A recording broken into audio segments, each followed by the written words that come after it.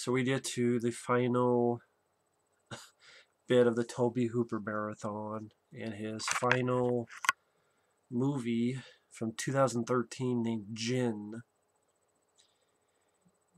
Now, it's funny, I tried to look for another review on here on YouTube, and I couldn't find any. So either I have a horrible time finding them, or no one bothered to review this fucking flick. Either way, I don't blame anybody, because this, sadly, it is one of Tobe Hooper's worst movies. I don't have a good thing to say about this flick. Granted, it's kind of a little bit different that it's an Arabic film set in the United Arab Emirates? Emirates? Emirates? I'm not sure how to pronounce that word. And it takes place in a different country. And it's pretty much like Rosemary's Baby meets The Grudge, but in Arabic. It was at least short. If you took out the end credits, it's probably an hour and 16 minutes long, which shows how much of a non-story it is. Like, even at that length, it still felt fucking slow and boring and tedious, poorly acted, dialogue that dropped like a fucking lead balloon. Cinematography was ugly, it looked murky, you had some really bad CGI, you had a really shitty looking fog, to the point I'm like, is this CGI fog, or is this just because of the shitty cinematography, the murky cinematography? The actors had no chemistry with each other. There's all the cheap jump boost stares or cliche stares that you've seen in any Grudge film. That's what this seems like, a big page from the Grudge movies. I mean, you have stares like, oh shit, a hand, but no, it's really a bird hidden in a window. Oh shit, here's a hand on a windshield. In one scene, there's dozens and dozens of birds hitting these, not quite windows, but close enough so you can see that it's birds hitting them. You have the scene where a character is by an elevator. It's a long hallway, and light goes out, light goes out, light goes out. I'm like, wow, I'd rather be watching Session 9, a much better movie. And the story's not much. It's a couple who, they have the death of an infant child, and they're kind of seem like they're on the outs. And they talk to someone. They go, why don't you go back to your family? Go back. And she's not sure, but the guy's like, yeah, let's do it. You cut to these three guys by this place that I guess there's going to be this new high-rise apartment building, and the place used to have a village. This entire scene is there to give exposition with these. There's like one American and two guys who, they talk about how they'll possess you if you're guilty of sin and drive you to do horrible things, and they're around a campfire, and one of them tells a story about, you see this fucking CGI black cloak going up this window, and she killed this human child and replaced it with her own. And then that child, there was an exorcism, and you get some laughable CG on the baby face, and at times you get black eyes on the baby's face. It looks stupid. But they locked the baby in human form, and they took the baby and put it into a distant land. And I went, it's a guy who's a baby.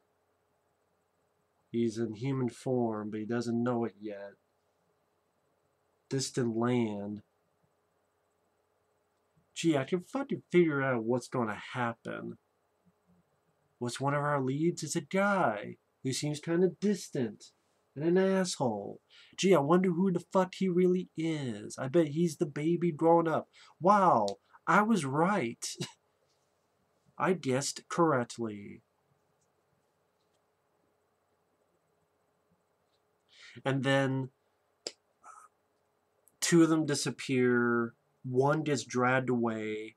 the stupid American gets his phone, and instead of getting the fuck out of there, decides to go up with his phone as a light. And then the other guy was like, I was told I would help him, and I won't even feel any pain, but you will. And the American tries to get into his car, and oh shit, the doors get unlocked.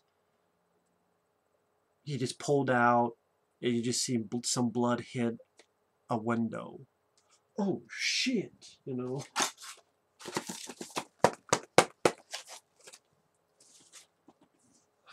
Sorry, I gotta get my brain from being discombobulated. Jesus. This is really sad to watch, knowing it's Tobe Hooper's, it was his last film. Really fucking sad. I mean, what? The couple get to their family. It's like a father, mother, and I guess the girl's sister. They drive them to this new high-rise building in the middle of nowhere, the fucking desert, in this really shitty looking fog. It looks like it cost $5. And even I'm going, wait a minute. Why do you have this high-rise apartment building in the middle of the fucking desert? And why? And then wait a minute, what's the time frame on this? Because we just saw these guys talk about how this building is going to be built right after this couple says they're going to go back home. And now this high-rise building is built. Something fishy's going on. And you find out, yeah, things are not how they seem. And you get the typical, the lead girl hears some baby crying. Like I said, you get the hand bird on the window jump scare. Person in row pop-up jump scare. The three family members in this car, the car shakes as they're driving back. They left the couple at the building. The dad looks under the car, hears humming, looks up, and a truck hits the car and kills the three of them. Maybe in a better movie that would have worked, because maybe you're saying that, oh, you think he's going to get dragged under the car. No, instead they get hit by a truck. But maybe it doesn't work because I didn't give a fuck. Maybe it didn't work because the chemistry of any of the actors and the piss poor dialogue are there. Maybe because it looked so fucking cheap. But hey, maybe that would have worked in a better movie, but it doesn't work here. You get growling dogs, so the lead girl stays in. On the video cameras, the security camera, she sees this black robe woman doing the fucking booty on her hands and knees. I'm like, yeah, you stay there while I get behind you and go do that. But no, there's the fucking black robed woman doing the booty on her hands and knees. I might stay there, open your mouth, and then I have a better experience. They meet this neighbor, and you know the neighbor's weird because she has these weird eyes, and then she like knows every fucking thing about the lead girl. And I'm like, we already know she's bad news, and we haven't seen another fucking person in this high-rise apartment building except the shady seeming bellhop. I got weird vibe. And that was another thing, like this Djinn is so powerful, and yet when we first hear about the story, all we hear is that she could be like invisible and shapeshifter.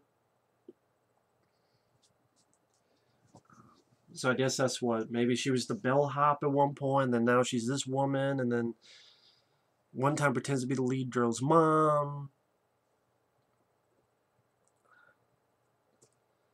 But I guess she can also make because later on, I'll just jump to it. The guy comes home and he tries to get out. Cops come, but it's one of those things you see in a lot of movies where on the inside he's like, "Let me out," but on the outside they go, "Oh, this thing isn't even open yet. This place isn't open, and there's plastic, and it's not built much yet." And I'm like, that's why. That's why it took so short to build this thing, because it's not really. So like this Djinn is so powerful, she can make people actually fucking high-rise building appear. Like, I mean, that's pretty powerful. She should go to fucking.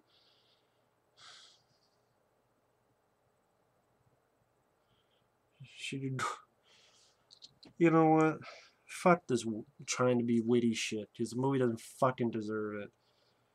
Because this is the type of movie that had literally one scene where the lead girl is talking on her phone trying to reach her family. She gets an answer machine, and literally during 30 to 40 seconds, there's 14 fucking cuts in different spots. I even went back and I counted. Because, like, this seems very, very. What's the word I'm looking for? Too much, too busy work, too. What the hell is this? And as she's talking for literally just 30 to 40 seconds, it's like a cut on her face, then a close up of her face, then camera from that side of the room, then from that side of the room, then another shot here, then another shot wider, then another shot over here. 14 fucking cuts and 30 to 40 seconds. And this is of her talking in a fucking room. I'm like, what the hell? More spooky stuff. She sees footprints. She sees handprints on the ceiling. She opens the door and a bunch of fucking toys look at her. I'm like, I'm sorry if that creeps people out. It doesn't me. A bunch of toys looking at her. I'm like, oh, okay, whoop-de-fucking-do, who cares? You get little flashbacks that the reason the infant died was she saw that the baby was fucked up, had black eyes, and she killed it. Because it was evil.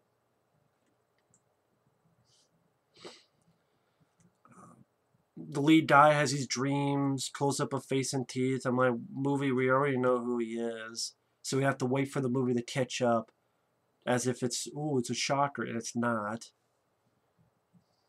He gets back there. The two of them go to this party with all these people, and I don't know who the hell all these people are. Are all these people figments of the Djinn's imagination? Are they part of a cult?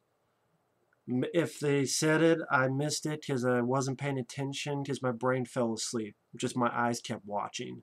Maybe my ears fell asleep and my head just kept bobbing as if it was listening to this shitty dialogue. I don't know what happened. Maybe I phased out. Maybe I went into a catatonic state for a good number of minutes. But I don't know who the fuck all these people were. The lead girl gets dizzy. The guy leaves. And then that's where you get all this stuff where all these birds are hitting the window, like these big windows, and the hallway where he gets in an elevator and the lights are going out, and then the elevator stops, and he's trying to get out, and the cops come. This place won't be open for months, but yet the guy, so it's, oh yeah, I haven't seen that before in a movie. And then the ending, the lead should not have done this. She tells the guy that she did kill their baby, and he gets pissed. And then the Djinn, the mother, says, "You've come home, son, and feed on your anger." And I'm like, is this the Emperor from fucking Star Wars? And this guy's Darth Vader? Feed on your anger. Come to the dark side. And he does come to the dark side because the lady's hanging off. He grabs her and goes blood for blood, pushes her off the high-wise, turns, says, "This is my home, I'm back," grins at the camera, and the movie just ends. And I go, yeah, he came back home. He was the baby. The Djinn was looking for him. He finally got back. I guess they got a high-rise, haunted high-rise, whatever the fuck it is. For an hour and 16 minutes, the fact that alone, you didn't have enough story to maintain that short running time. The acting was poor. Like I said, the delivery went down like a lead fucking balloon. The scares are typical shit that you saw at Darkwater and The Grudge and all those fucking Asian horror films that got remade. Just, that got me remade with Jennifer Connelly. I think that was Dark Water, and The Eye with Jessica, was it Jessica Alba? Can't fucking remember. And same type of typical steers. Crappy, murky, ugly cinematography.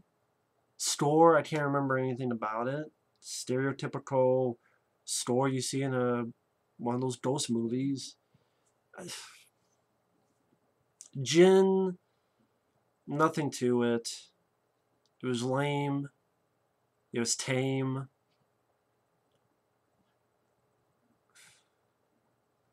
I don't know if this is rated R. If it was, I don't know why. I don't really remember much cussing.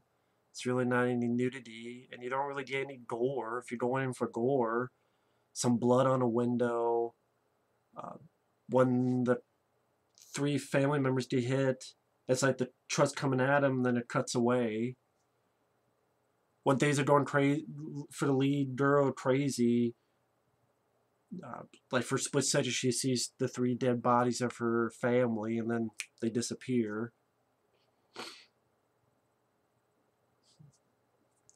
I mean, if this is rated R, I don't know why.